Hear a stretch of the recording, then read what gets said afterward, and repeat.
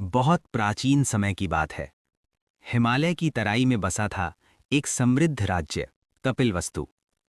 इसी राज्य के राजा थे शुद्धोधन और रानी थी माया देवी। एक पूर्णिमा की रात रानी माया ने एक दिव्य स्वप्न देखा। एक सफेद हाथी स्वर्ग से उतरकर उनके गर्भ में प्रवेश कर गया। ऋषियों ने कहा, ये बालक असाधारण होगा, या तो महान सम्राट बनेगा या फिर संसार को सत्य का मार्ग दिखाएगा। कुछ समय बाद रानी माया ने एक पुत्र को जन्म दिया। उसका नाम रखा गया सिद्धार्थ। राजा शुद्धोधन को भविष्यवाणी का भय था। उन्होंने निश्चय किया, मेरा पुत्र कभी दुख नहीं देखेगा। महल में चारों ओर सुख ही सुख था। फूलों की सुगंध, संगीत, नृत्य, सोने चांदी की चमक। सिद्धार्थ को कभी बुढ़ापा, बीमारी या मृत्यु दिखने नहीं दी गई। लेकिन फिर भी सिद्धार्थ का मन बेचैन रहता। उन्हें लगता, इस चमक के पीछे कुछ छिपा है। एक दिन सिद्धार्थ ने नगर भ्रमण की इच्छा जताई। राजा ने बहुत मना किया, लेकिन अंततः अनुमति दे दी। नगर में सिद्धार्थ ने देखा पहला दृश्य, एक कांपता हुआ बूढ़ा व्यक्ति। सिद्धार्थ चकित रह गए। दूसरा दृश्य, एक बीमार मनुष्य दर्द से कराहता हुआ। तीसरा दृश्य, एक मृत शरीर, चारों ओर रोते लोग। सिद्धार्थ का हृदय कांप उठा।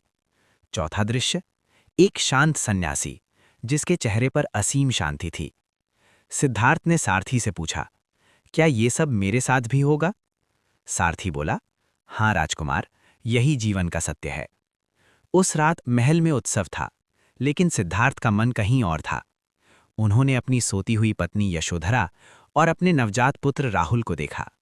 आंखें भर आईं, लेकिन कदम नहीं रुके। अंधेरी रात में सिद्धार्थ ने महल छोड़ दिया। ये था महाभिनिष्क्रमण, अर्थात संसार का महान त्याग। सिद्धार्थ ने वर्षों तक कठोर तपस्या की।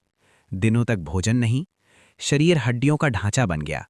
उन्होंने सोचा, शरीर को कष्ट देकर आत्मा को पाया जा सकता है, लेकिन सत्य अब भी दूर था। एक दिन उन्होंने महसूस किया, अति तप भी अज्ञान है। एक बालिका सुजाता ने उन्हें खीर अर्पित की। सिद्धार्थ ने भोजन स्वीकार किया। साथी तपस्वियों ने उनका त्याग कर दिया। लेकिन सिद्धार्थ को मार्ग मिल चुका था, मध्य मार्ग, न अति भोग न अति त्याग। बोध गया में पीपल के वृक्ष के नीचे सिद्धार्थ ध्यान में बैठे। उन्होंने संकल्प लिया, जब तक सत्य ना मिले मैं उठूंगा नहीं। माया, भय, वासनाएं सब आईं, लेकिन सिद्धार्थ अडिग रहे।